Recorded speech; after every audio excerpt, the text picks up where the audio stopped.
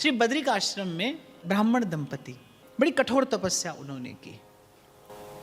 उद्देश्य क्या था? प्रभु का दर्शन हो जाए। प्रभु प्रसन्न हुए, दर्शन हुआ और कहा कि कुछ मांगिए। तो ब्राह्मण तो पूर्ण निष्काम थे, लेकिन प्रभु के स्वरूप का दर्शन करने पर वो जो ब्राह्मणी थी उसके मन में प्रभु के प्रति वात्सल्य भाव जगा। उसने कहा कि प्रभु, आप जैसे पुत्र को गोद में बैठाकर दुलारूं, ऐसी कृपा मुझ पर करिए। तो प्रभु ने कहा कि हमारे जैसे तो हम ही हैं, हमारे जैसा तो दूसरा कोई नहीं। पर प्रभु ने तथास्तु कहकर वर दे दिया कि किसी युग में, किसी काल में मैं ही आपकी गोद से प्रकट होकर आपको ये सुख प्रदान करूंगा। वही ब्राह्मण दंपति भगवत प्रेरणा से, भगवत इच्छा से प्रयागराज में ब्राह्मण दंपति के रूप में पुनः प्रकट हुए और उन्हीं के यहाँ श्री रामानंदाचार्य जी का प्राकट्य हुआ। तो वस्तुतः श्री रामानंदाचार्य जी कोई और नहीं, स्वयं श्री प्रभु ही हैं। और वैसे भी पूर्व में भी मैंने आपको निवेदन किया था कि इस भाव में तो कभी संशय नहीं लाना चाहिए। भगवान स्वयं अपने मुख से कह दिए हैं, आज्ञा दी है भगवान ने, आचार्यम माम विजानीयात्। जो आचार्य है वो मेरा ही स्वरूप है। जो गीता में भगवान ने कहा ना कि तदात्मानं सृजाम्यहम् परित्राणाय साधूनां विनाशाय च दुष्कृतां धर्म संस्थापनार्थाय संभवामि युगे युगे। युग युग में भगवान आते हैं। वो किस रूप में आते हैं? इसी प्रकार संत भक्त आचार्य के रूप में भगवान अवतरित होते हैं। तो प्रयागराज में श्री वेणी माधव जी की कृपा से उस ब्राह्मणी को एक बार प्रभु की प्रेरणा से कुछ प्रसाद और एक दक्षिणावर्त शंख प्राप्त हुआ।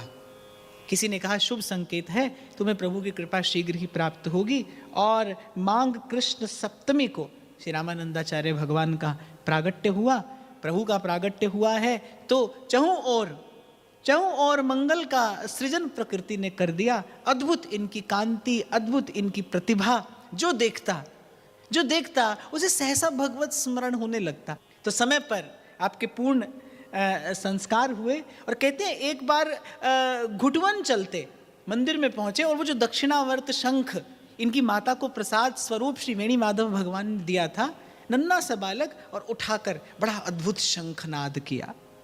चहुं ओर से जय जयकार करते हुए सब लोग एकत्रित हो गए। माता पिता बड़े आश्चर्य में कि नन्हा सा बालक, और उठाकर ऐसा सुंदर, ऐसा दिव्य शंखनाद किया कि जैसे देवलोक से ध्वनि होती हो। किसी संत ने आकर कहा कि ये बालक कोई साधारण बालक नहीं है, ये इसी प्रकार भगवान नाम का नाद करके, ये इसी प्रकार भगवान नाम को निनादित करके असंख्य असंख्य मोह निद्रा में पड़े सोए जीवों को जगाने आया है, उनका कल्याण करने के लिए आया है। पर फिर भी माता पिता के लिए बालक बालक ही होता है। तो जब इनका यज्ञोपवीत संस्कार हुआ, तो यज्ञोपवीत संस्कार जब होता है ना, तो बालक को हाथ में पलाश का दंड देकर और विद्या अध्ययन के लिए भेजा जाता है। अब आजकल तो क्या होता है ना, केवल एक औपचारिकता होती है, 2-4 पग बालक को भेजते हैं और फिर बालक लौट आता है। एक संस्कार किया जाता है। वो भी मुझे लगता है कि इतना भी किया जाता रहे तो बड़ा अच्छा है। पर आज का जीव, आज का मनुष्य तो संस्कार से ही विहीन हो गया है।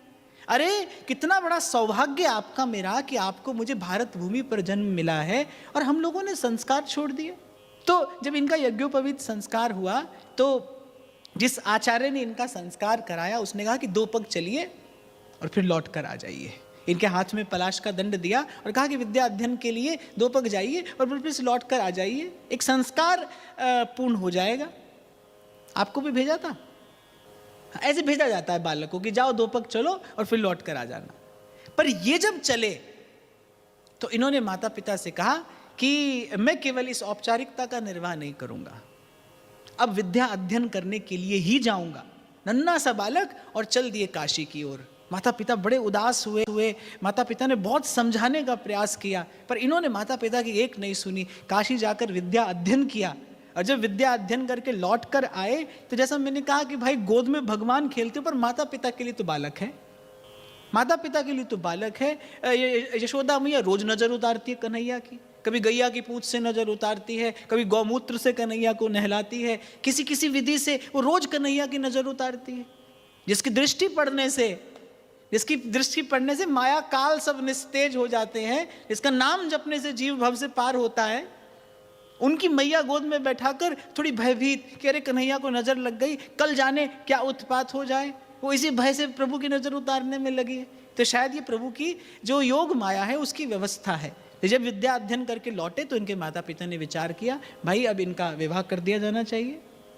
और इन्होंने नैष्ठिक ब्रह्मचर्य व्रत का पालन करना था। इन्होंने माता पिता से कहा कि मैंने विद्या अध्ययन के काल में ही भगवती गंगा की साक्षी में ये व्रत लिया है कि मैं आजीवन ब्रह्मचारी रहूंगा। तो मुझे तो श्री रामानंदाचार्य भगवान में श्री हनुमान जी का दर्शन होता है। इन्होंने भी आजीवन ब्रह्मचारी रहने का व्रत लिया कि मैं नैष्ठिक ब्रह्मचारी रहूंगा। माता पिता ने बहुत प्रयास किया पर नहीं माने। और जिस कन्या से संबंध की बात चल रही थी, उस कन्या को भी भगवान ने आकर स्वप्न में यही आदेश दिया कि इनके प्रति मन में ऐसी बुद्धि रखना छोड़ो, जाओ उनके चरण पकड़ो और उनसे श्री राम नाम की दीक्षा प्राप्त करो।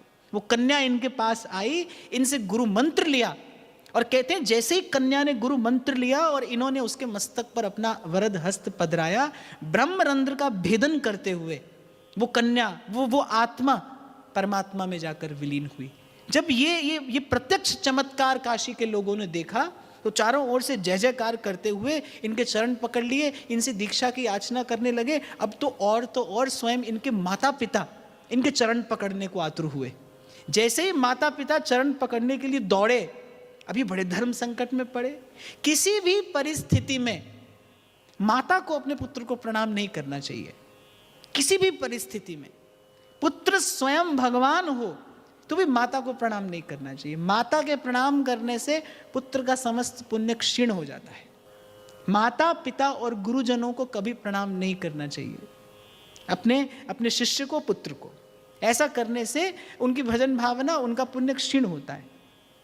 तो जब इनके माता पिता दौड़े इनको प्रणाम करने के लिए तो ये अंतर्ध्यान हो गए। इन्होंने अपनी शक्ति का प्रयोग किया और अंतर्ध्यान हो गए। और जब ये अंतर्ध्यान हुए तो माता पिता बहुत आकुल व्याकुल हुए, बड़े अकुला गए। और जब बड़े अकुलाए तो प्रभु के नाम का ही आश्रय लिया।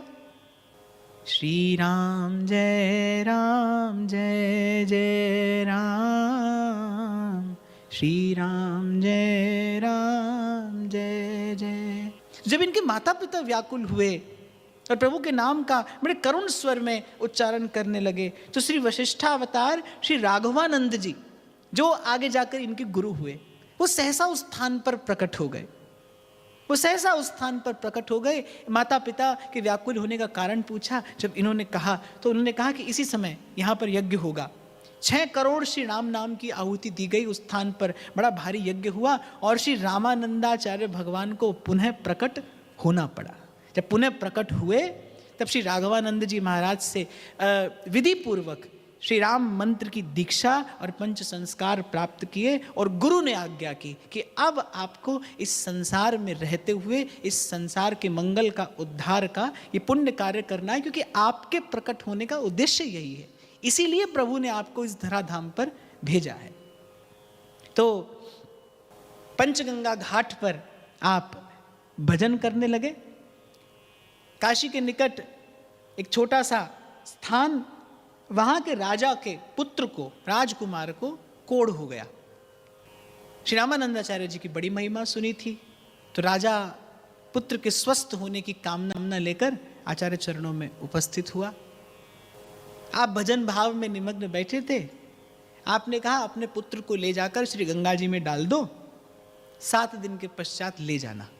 राजकुमार संग आया था। अब भाई राजा तो ऐसा कर पाने में असमर्थ रहा, अपने पुत्र को उठाकर गंगा में डाल दे, राजा इतना साहस नहीं कर सका। यद्यपि यदि संत की महिमा का बोध होता तो करने में नेक भी संकोच नहीं करता, लेकिन वस्तुतः राजा महिमा जानता नहीं था। आ तो गया, स्वार्थ के वशीभूत होकर श्री स्वामी जी के चरणों में उपस्थित तो हो गया, पर श्री स्वामी जी के कहने पर ऐसा कर नहीं पाया। उन्होंने अपनी मौज में आकर कहा कि पुत्र को गंगा जी में डाल दो, 7 दिन के पश्चात आकर हमसे ले जाना। राजा ने कहा अपने पुत्र को अपने हाथ से कैसे गंगा जी में डाल दूं? अरे इसी के स्वस्थ होने की इच्छा लेकर आया हूं और आप गंगा जी में ही डाल देने की बात करते हैं। तो राजा तो ऐसा नहीं कर पाया, लेकिन वो राजकुमार संस्कारी था। वो स्वयं गया और दौड़कर गंगा जी में कूद पड़ा। अब राजा तो बड़ा आकुल व्याकुल लगा विलाप करने। 7 दिन बीते और कंचन सी काया लेता और राजकुमार महल में पहुंच गया।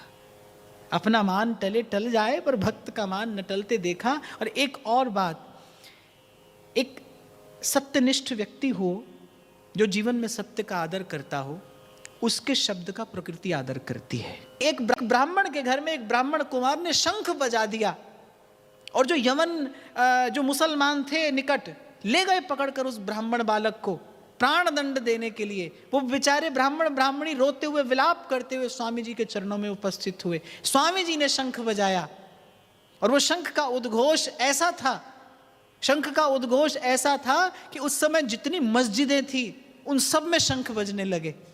वो जो मुल्ला काजी थे वो हैरान परेशान कि हुआ क्या। और तो और जब नमाज पढ़ने बैठते तो जिह्वा स्तंभित हो जाती, जिह्वा नहीं हिलती थी जब नमाज पढ़ने बैठते। तो उनके कुछ फकीरों ने देखा जाना कि भाई ये उस हिंदू फकीर की करामात है, उसी के पास जाना होगा।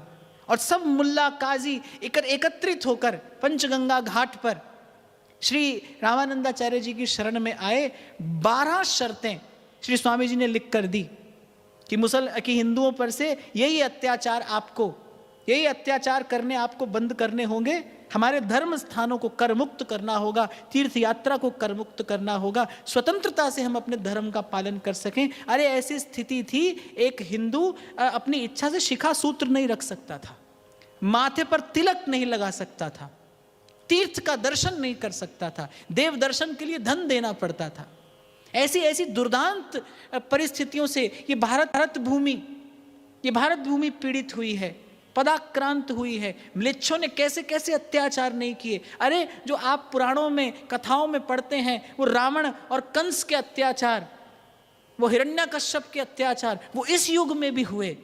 और इन संतों ने, इन आचार्यों ने अपनी भक्ति के प्रताप से, अपने भजन के प्रताप से आपकी मेरी रक्षा की। तो इस प्रकार उन यवनों के अत्याचार से इस भारत भूमि को मुक्त किया। आपके प्रताप से पुनः धर्म की स्थापना हुई और धर्म संस्थापनार्थाय संभवामि युगे युगे, यही प्रभु के अवतरण का हेतु है। दिग्विजय की, तीर्थों का उद्धार किया। जब दक्षिण में गए तो वहाँ वैष्णव और शैवों का झगड़ा था। जब श्री रामेश्वर में आप मंदिर में दर्शन करने जाने लगे तो उन्होंने कहा वैष्णव तिलक लगाकर नहीं जा सकते, ऊर्ध्व पुंड लगाकर नहीं जा सकते, त्रिपुंड लगाकर जाना होगा। श्री स्वामी जी ने फिर शंखनाद किया। वो जो शंख था वही आपका अस्त्र था। उसी के उद्घोष से आपने सोए जीव को जगाया, उसी के उद्घोष से आपने माया के प्रभाव को निस्तेज किया, उसी के उद्घोष से उस विजय मंत्र का डिमडिम घोष किया और इस भारत भूमि को फिर से उसी धर्म की शीतल छाया प्रदान की। जब कोई नहीं आता मेरे श्याम आते